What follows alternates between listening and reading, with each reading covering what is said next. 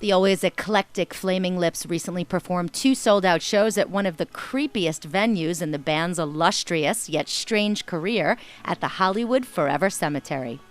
Being the resting place for such Hollywood dignitaries as Douglas Fairbanks, Cecil B. DeMille, gangster Bugsy Siegel, as well as Johnny and Dee Dee Ramone, Hollywood Forever Cemetery has always been known to host over-the-top parties and special events on the grounds in the middle of Hollywood. And what better way to elicit the spirits than a 2-night run of dates by the Flaming Lips?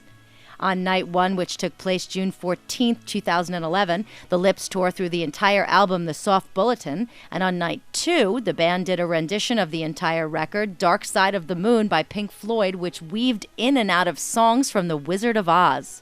The Flaming Lips were so inspired by the Wizard of Oz theme, the band performed with a stage full of friends dressed as characters from the movie.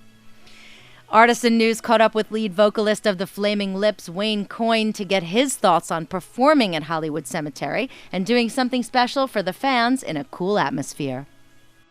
You know, maybe it would seem more normal that you'd be doing shows not just in, arenas or, these outdoor sheds, that it could be in these, sort of, cooler, with a cooler atmosphere. I don't know. So really, it wasn't up to me. They came to me with the idea, and of course my imagination goes immediately like, yeah, that sounds like something a Flaming Lips audience would like. And I think a lot of our music, most of it really is associated with this idea of death, but not death as being simply some sort of, horrible, tragic, unspeakable end. That this idea of death is in some way reminding us of how pure and how great and how temporary life is. I mean, it's easy to say. Here I am, I'm healthy, and most of my friends are here with me having a good time.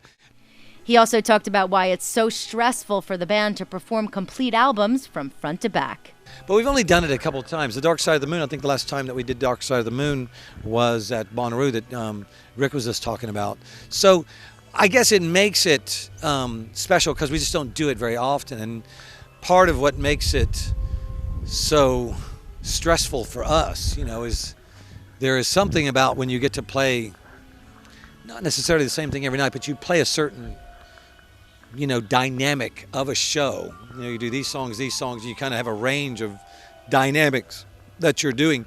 When you do these things, like you're playing a whole record from start to finish, records, when you listen to them at your house, on headphones or whatever, that's one experience. But having to perform it in front of people, it's a little bit different. So that part of it's always a little, you don't know where the dynamics are until you do it a bunch of times. And that's kind of the dilemma with this. We don't ever get to do it a bunch, or it wouldn't be special. If we'd already played it 60 times, it wouldn't be special. So it kind of has that quagmire of it's always a little bit nervous about, are we doing this? Is this working? Not working like, do we know how to play it, but is it working? Is it communicating? Is that energy and that thing that we're saying, is it working? And it's difficult. The Flaming Lips finished a brief tour of the U.S. with a performance at the Dave Matthews Caravan on June 24th through the 26th, also featuring sets from Dave Matthews, OAR, Damian Marley, Warren Haynes, and Grace Potter, to name a few. After a brief tour of the UK, the Lips will then head back to North America for a run of shows extending until October 29th at the Moog Fest in Asheville, North Carolina. The band will be releasing new music throughout 2011, with songs coming each month on a limited edition edible gummy skull that surrounds a USB drive with 4 new Lips songs. In the day and age of declining record sales, this can only be classified as one of the most original ideas to release new material. Fans are invited to check the band's website on future Gummy Skull releases.